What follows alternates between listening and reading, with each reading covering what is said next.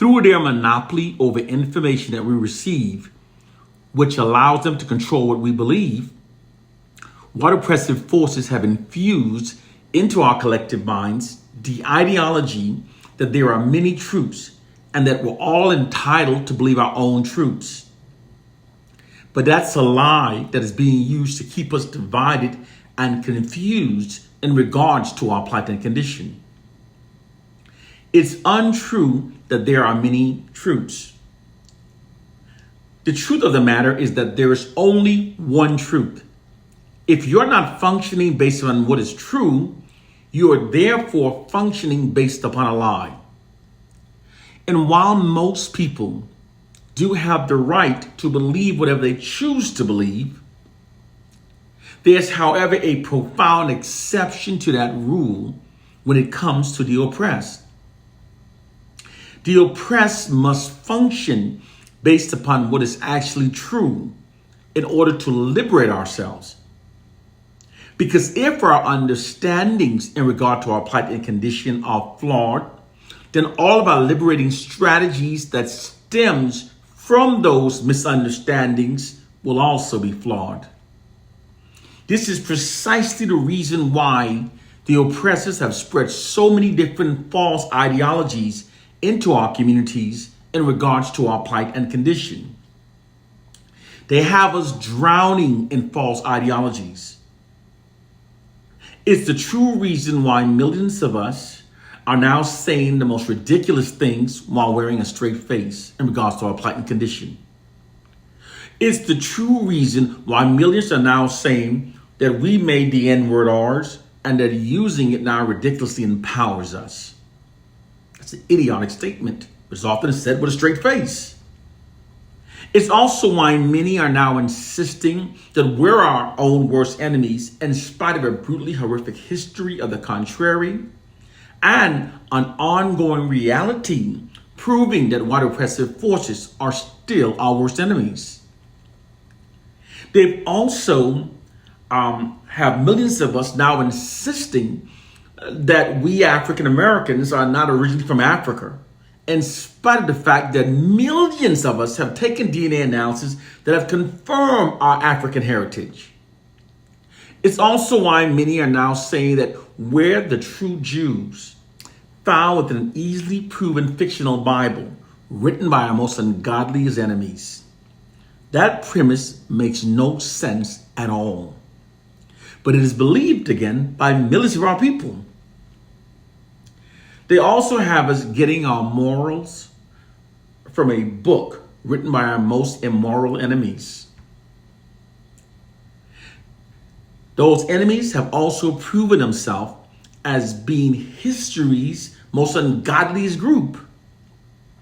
This fact, combined with the additional fact that the Bible strongly condones slavery, totally disqualifies that book from containing the true words of God. There is clearly a concerted effort being made to keep us believing many false things in regard to our plight and condition. We're drowning in disinformation. The oppressors have spread so much disinformation into the Black community until virtually everything believed by the Black population are lies that hinder our ability to unify and liberate ourselves. It confuses the Black population to such an extent that we're not able to come together and make a sensible conclusion in the interest of liberating ourselves. It's a classic divide and conquer psychological warfare strategy. It's designed to make the Black population to disagree and fight with each other so that we will never join together against the white oppressive society.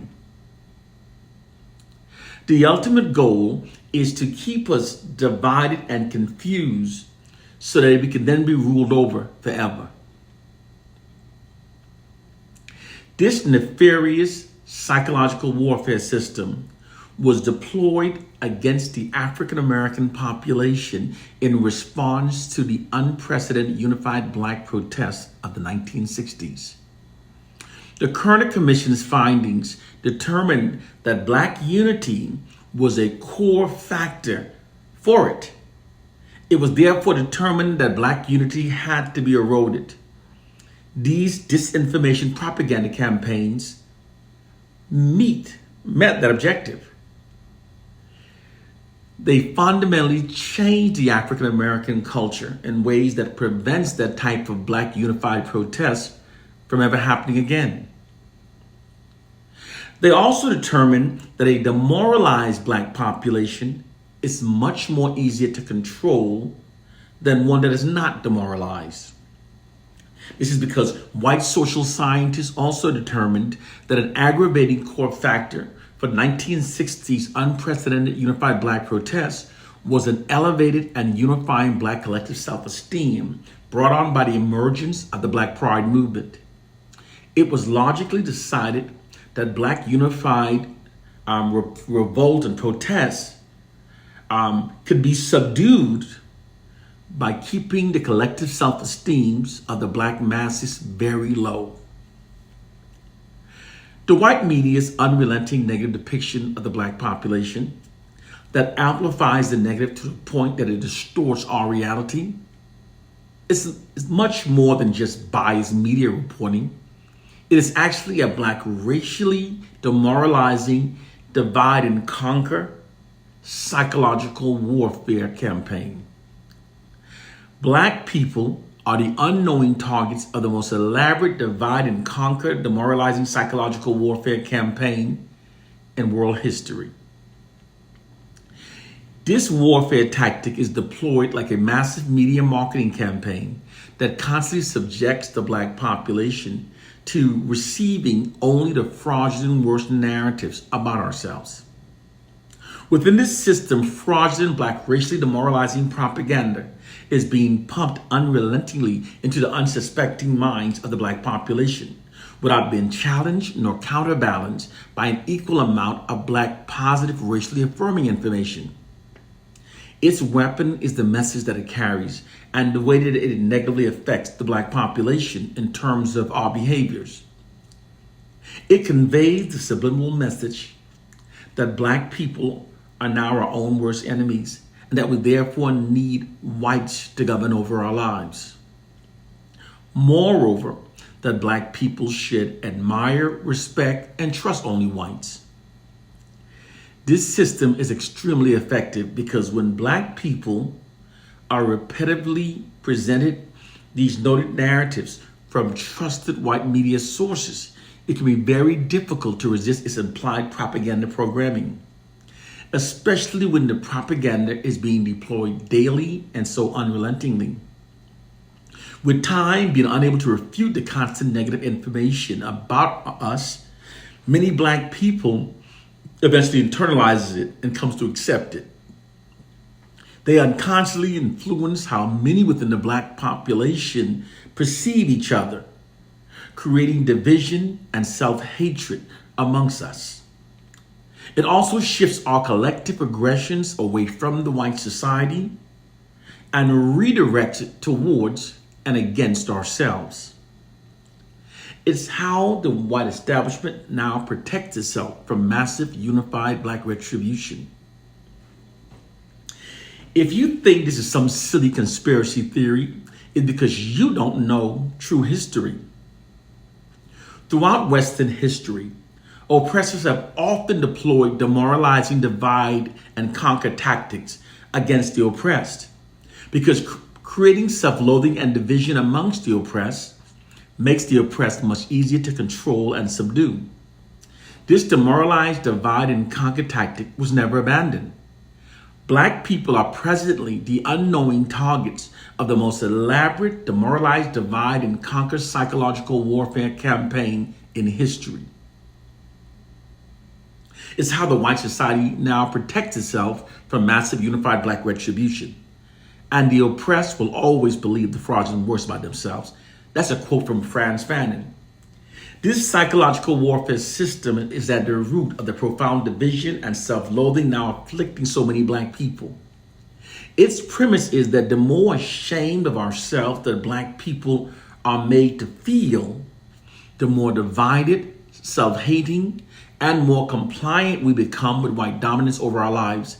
In fact, many of us will even prefer white dominance over our lives. This system utilized the immense power that shame has upon the human mind to subdue and control the black population. It was this system that was used to subdue the Black Pride movement and the unprecedented Black revolt of the 1960s. This is how they changed our culture. Those of us who are ignorant insist that our collective state is caused by silly slave syndrome myth. Whenever people are ignorant, they'll always believe nonsense.